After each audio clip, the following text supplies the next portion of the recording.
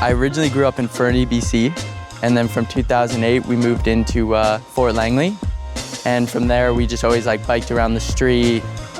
At one point I found Air Rec Center, indoor airbag, resi, mulch jump, dirt jumps, and skate park all in one zone, which is what kindled my love for slopestyle specifically. Air Rec Center is an indoor bike park in Maple Ridge, and just the raddest little community of these local riders that are just so committed. I learned literally how to ride a bike at Air Rec. It gets dark at 4 or 5 o'clock in the winter, and it's rainy for 7 months out of the year. This was a spot I was able to go every evening if I wanted.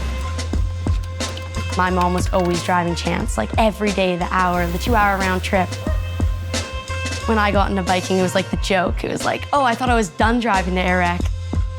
Seeing the drive that they had together, driving back and forth to Air Rec Center every single day, I have to help out here because the kid's putting this much time and effort in, he's gonna take it seriously. Denise and I ultimately decided on buying this piece of property so that we could build a bike park in the backyard for the kids, and as well as have this makeshift shop for building stuff that I do for the business.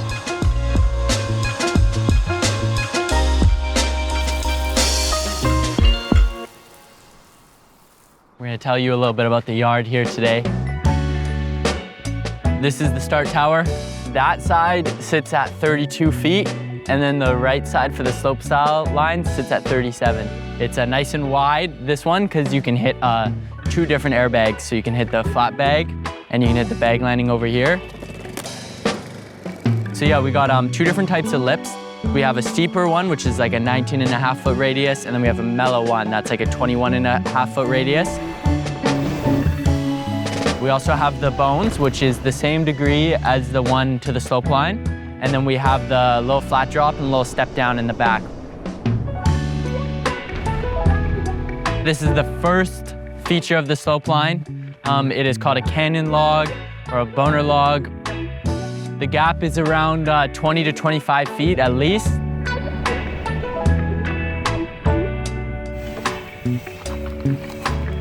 So after you get over the first hit, you're gonna go into more of a standard trick jump. This is a 12-foot lip. This is the 21-foot radius. So this one I find works good for, front flips, 360s. You can do backflips on it. I've done plenty of backflips as well. So it's a good all-around jump. Next feature here is a big 90 hip with a 10-foot lip. So you go full speed into this thing. It's very legit. It's very big. And then you can hit this huge step down. There's still a lot of things to add around here. There's still some wall rides to be placed. So this is the trails line. You currently have 2 different line options. So you can have the hip line option, or you can have the straight line option. This is where you can come and you can practice your small tricks. You can get comfy, you can warm up before going and hitting the slope line. Yeah. Hey. Yeah, hey, I'm trying to see it. It's not a secret. Live with reason, I decree it.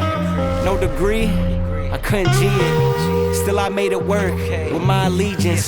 Pledge my fallen souls, I had to grieve them. And when I'm at my lowest, it's when I need them.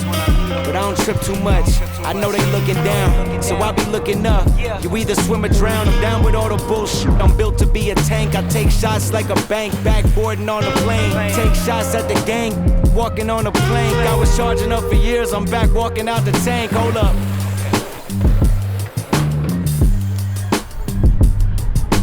I first met Tom when I was a younger rider and I rode his event. Big White is super cool because you have the bronze event, right, where you have all the young shredders, the up-and-comers, To the right side is the gold event where you have the best riders in the world. Every year there's someone new that completely surprises you, someone you've never heard of. Chance was one of those guys.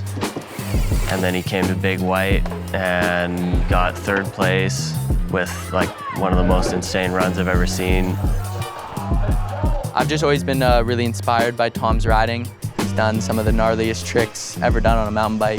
And he's ready to push himself, and he's ready to push the sport itself.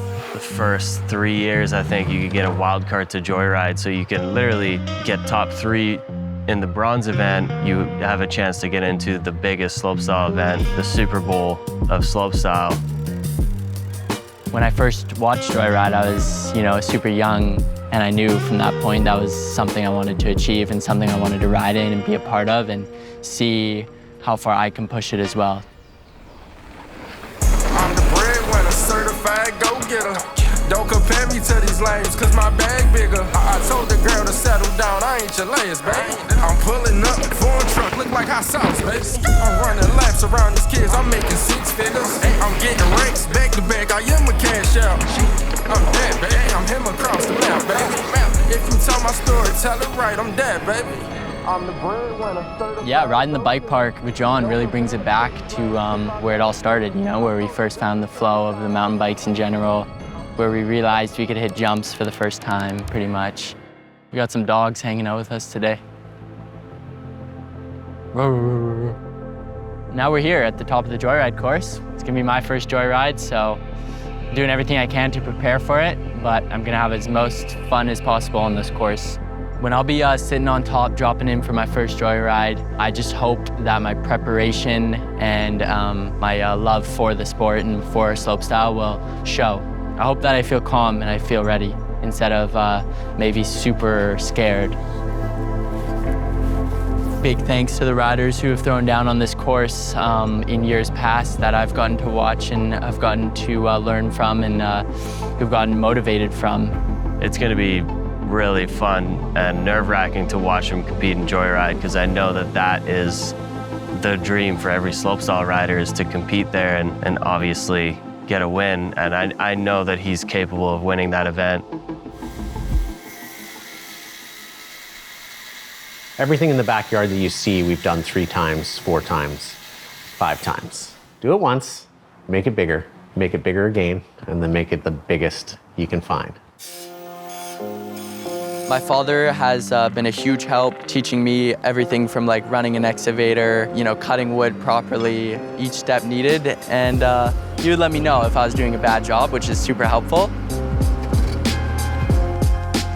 First time actually running an excavator was right here where we're standing actually. So for one summer, I just moved dirt day in, day out to build these jumps, which was super fun.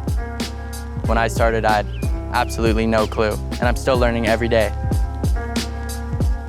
I think what's interesting about the yard is that a lot of people think that I do a lot of the work. I actually do very little of the work.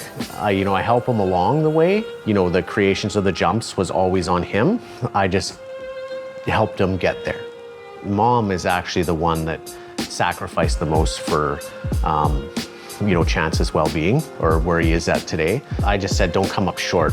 Whatever you're doing, make sure you commit to what it is and focus and just go for it 100%.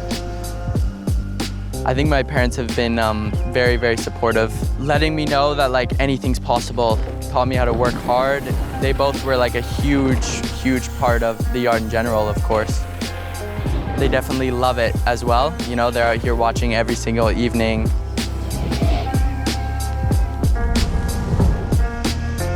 Definitely, they've supported me with, their time and effort. My father's put so much time and effort, and I'm forever grateful for it.